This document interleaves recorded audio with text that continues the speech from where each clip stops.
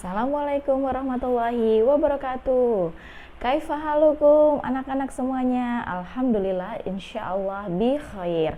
Mudah-mudahan kalian dan keluarga dalam keadaan sehat walafiat. Kita kembali berjumpa dalam mata pelajaran tematik muatan bahasa Indonesia. Kita lanjutkan ya pembelajaran pada pekan sebelumnya tentang ide pokok. Sebelum kita mulai belajar, mari kita membaca basmalah dulu dan doa sebelum belajar. Bismillahirrahmanirrahim. Rabbi zidni ilman warzuqni fahman. Amin. Ya, sekarang sudah siap belajar? Sudah semangat ya? Tetap harus semangat meski kita masih menjalani pembelajaran jarak jauh. Karena belajar itu bisa di mana saja dan bisa kapan saja. Tidak harus di sekolah seperti kebiasaan kita sebelum masa pandemi ini. Jadi meskipun belum bisa pergi ke sekolah, kita harus tetap semangat untuk menuntut ilmu. Semoga Allah mudahkan selalu ya. Apa ya yang akan kita pelajari hari ini lagi tentang ide pokok? Kita kan pada 2 video sebelumnya sudah membicarakan tentang ide pokok dan cara mencari kalimat utama serta kalimat penjelas. Nah, sekarang Miss Pipit akan mereview sedikit tentang cara mencari ide pokok dan kalimat utama. Lalu yang berikutnya kita akan membahas tentang pembelajaran sebelumnya ketika kalian mencari kalimat utama pada paragraf di halaman 40 dan 41 tentang gotong royong dan manfaatnya dalam kehidupan. Setelah itu, Miss Pipit akan memberikan beberapa contoh lagi agar kalian dapat semakin paham tentang bagaimana caranya mencari ide pokok. Nah, berikut ini adalah cara mencari ide pokok dengan mudah. Yang pertama, tentu saja kalian harus membaca paragrafnya dengan teliti dan dengan saksama. Yang kedua, kalian harus mencari kalimat utamanya. Nah, untuk dapat mencari kalimat utama, kalian harus mengetahui ciri-ciri dari kalimat utama tersebut. Yang paling gampang adalah kalimat utama itu terdapat pada 3 tempat. Yang pertama, pada kalimat di awal paragraf, atau kalimat di akhir paragraf, atau kalimat yang ada di awal dan di akhir paragraf. Jadi merupakan kalimat utama yang sifatnya campuran. Tapi untuk sekarang ini kita baru akan mempelajari tentang kalimat utama yang ada di awal paragraf dan di akhir paragraf dulu ya teman-teman.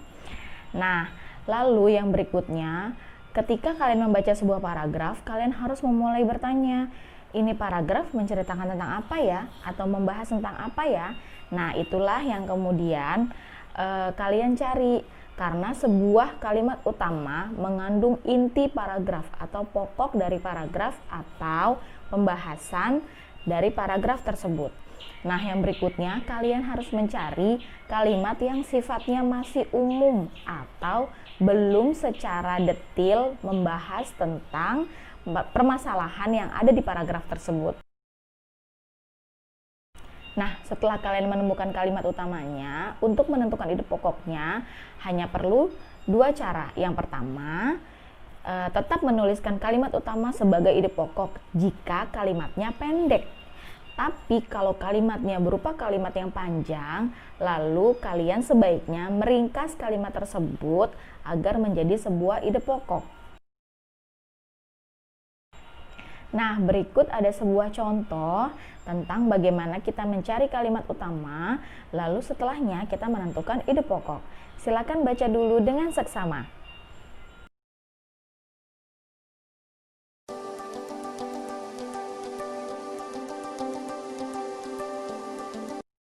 Nah, setelah kalian membacanya, menurut kalian paragraf itu sedang membicarakan apa ya?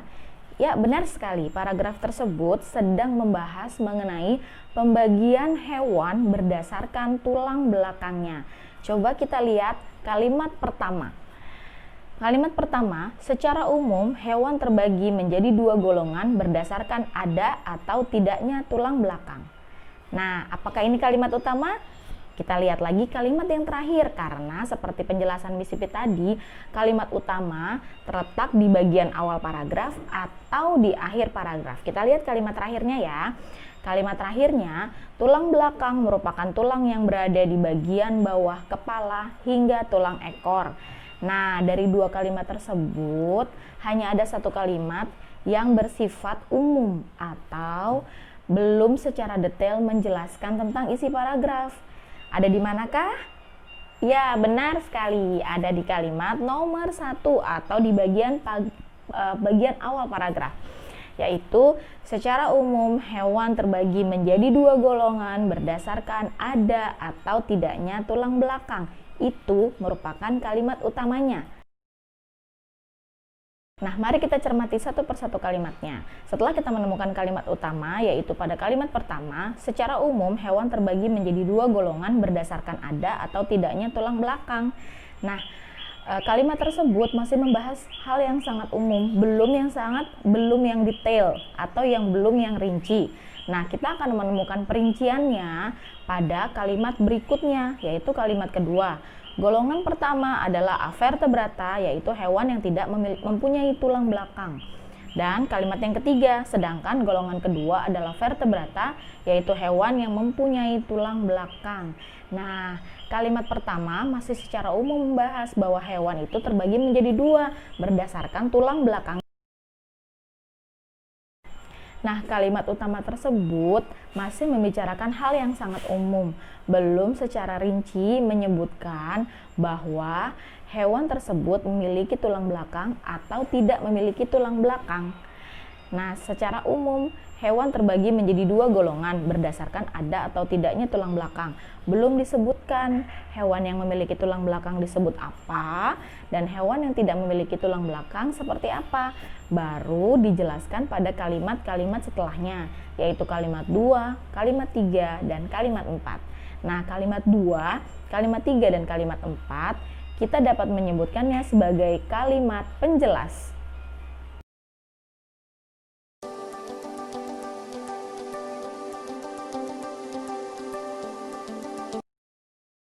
Nah, sekarang kita akan membahas mengenai paragraf yang ada di halaman 40 dan 41, yaitu gotong royong dan manfaatnya bagi kehidupan. Kita lihat dari paragraf yang pertama ya. Nah, soal ini kemarin Miss Pipit belikan di Google Form. Ada yang menjawab sudah benar, tapi masih ada beberapa yang keliru tentang mencari kalimat utama pada paragraf ini. Silakan dibaca kembali baik-baik.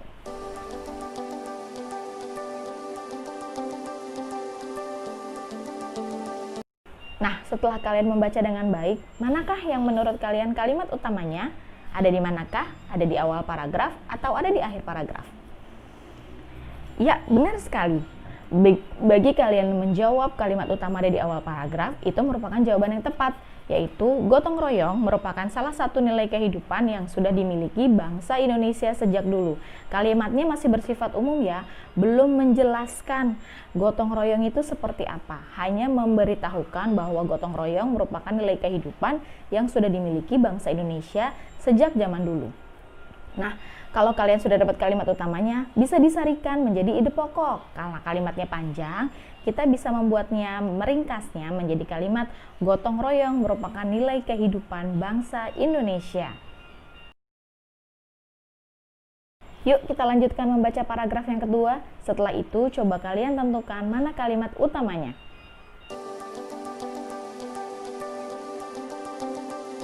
Nah, yang mana kalimat utamanya? Tepat sekali, kalimat utamanya ada pada awal paragraf yang berbunyi istilah gotong royong berasal dari bahasa Jawa.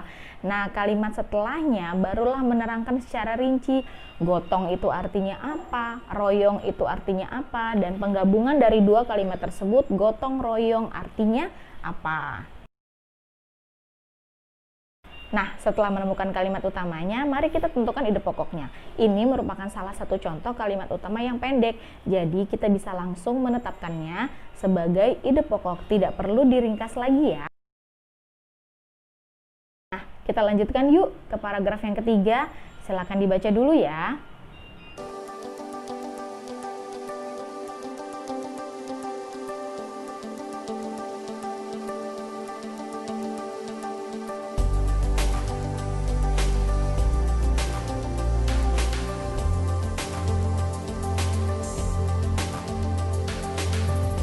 Sudah ketemu belum? Mana kalimat utamanya? Iya, benar sekali. Kalimat utamanya masih ada di awal paragraf, yaitu gotong royong dalam masyarakat Indonesia ada dua macam, yakni gotong royong tolong menolong dan gotong royong kerja bakti.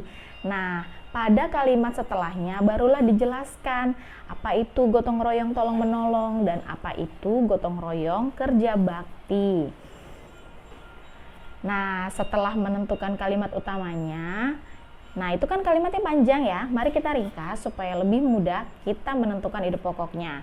Kita bisa meringkasnya menjadi gotong royong dalam masyarakat Indonesia ada dua macam. Atau kalian juga bisa membuat ide pokoknya macam-macam gotong royong. Nah, ini dia paragraf terakhir. Baca dulu sebelum kita menentukan kalimat utama dan ide pokoknya.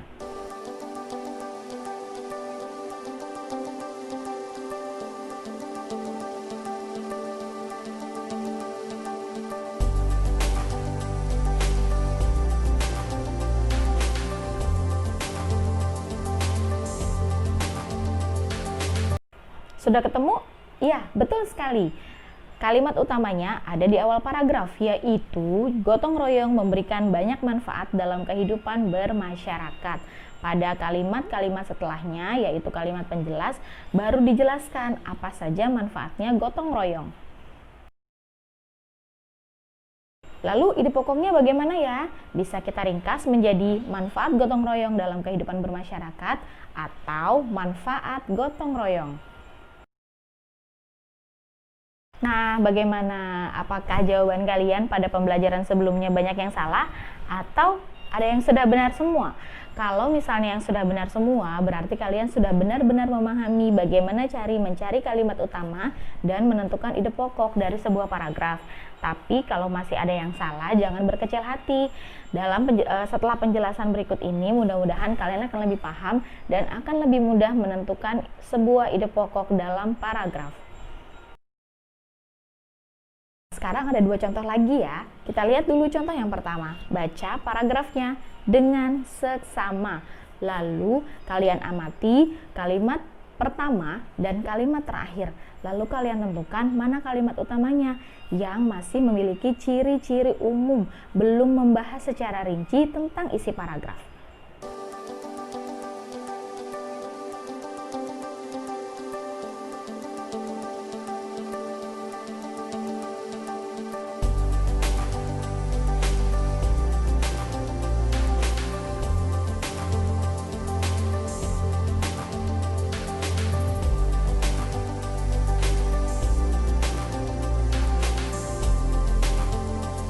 Sudah ketemu? Ya, benar sekali. Yang ini kalimat utamanya terdapat pada kalimat pertama pada paragraf tersebut, yaitu kenampakan alam di Indonesia dapat kita lihat pada peta dalam bentuk daratan dan perairan. Kalimat berikutnya menjelaskan kalimat utama tersebut. Jadi, seperti apa bentuk daratan dan seperti apa bentuk kenampakan alam perairan. Setelah menentukan kalimat utamanya, boleh diringkas ide pokoknya menjadi kenampakan alam berupa daratan dan perairan. Satu lagi ya, supaya kalian lebih mudah memahami cara mencari ide pokok.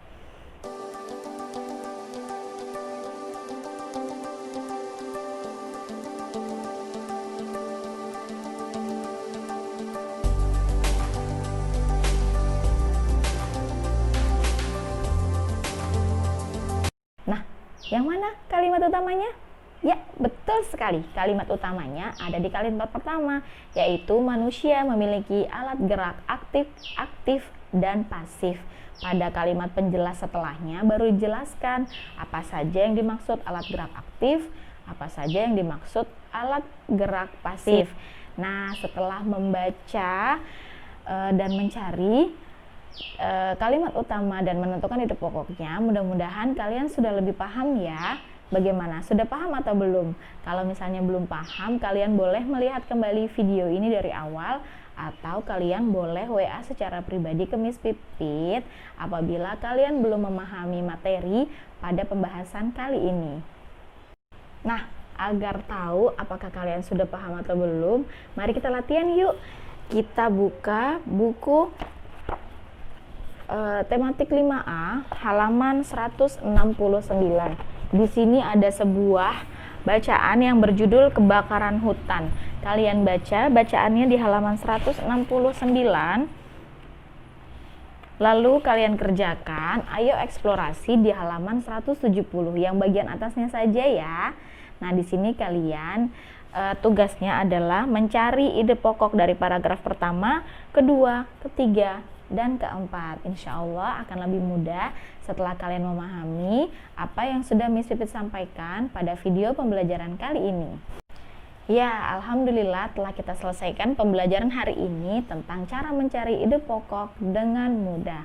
Mari kita tutup pembelajaran hari ini dengan membaca hamdalah, alhamdulillahirabbil alamin, dan doa kafaratul majlis.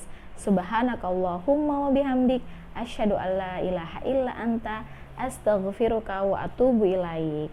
Terima kasih atas perhatiannya teman-teman. Assalamualaikum warahmatullahi wabarakatuh.